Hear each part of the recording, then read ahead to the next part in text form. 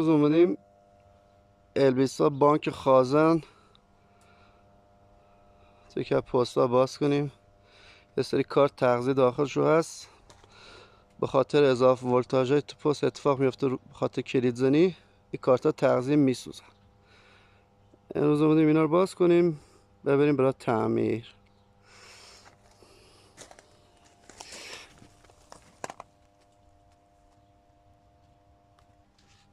شما همکارم هستن دارم باز میکنن.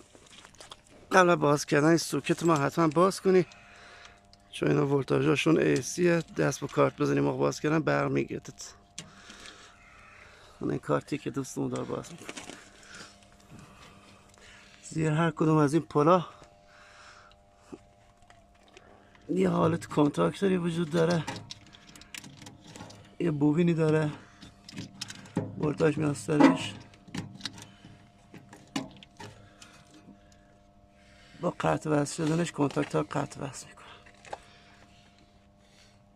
این کارتی که سوخته باید ببریم تو کارگاه تعمیرش کنیم.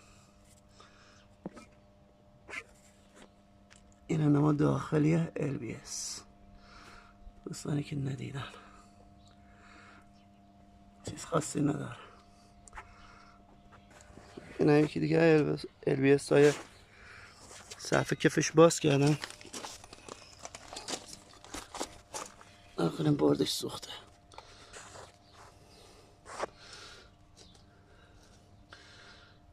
ما باز بشه ببریم کارگاه تعمیرش کنیم.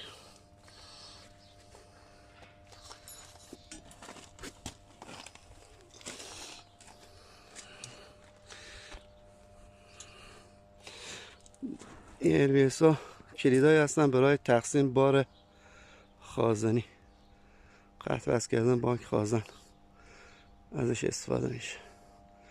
اون اینا واحدها خازنیشون هستن. اینا سلف و این هم فیوزاشونن. این مقره پیای، این هم سیتی ترانس جریان برای آمبولانسی، برای حفاظتی.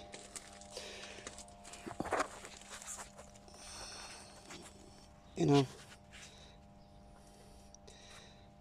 کارت بانک خازن، یکی از خازن های 11.5 کیلوولت 200 کیلووار 4.7 میکروفاراد 17.30 آمپر 50 هرتز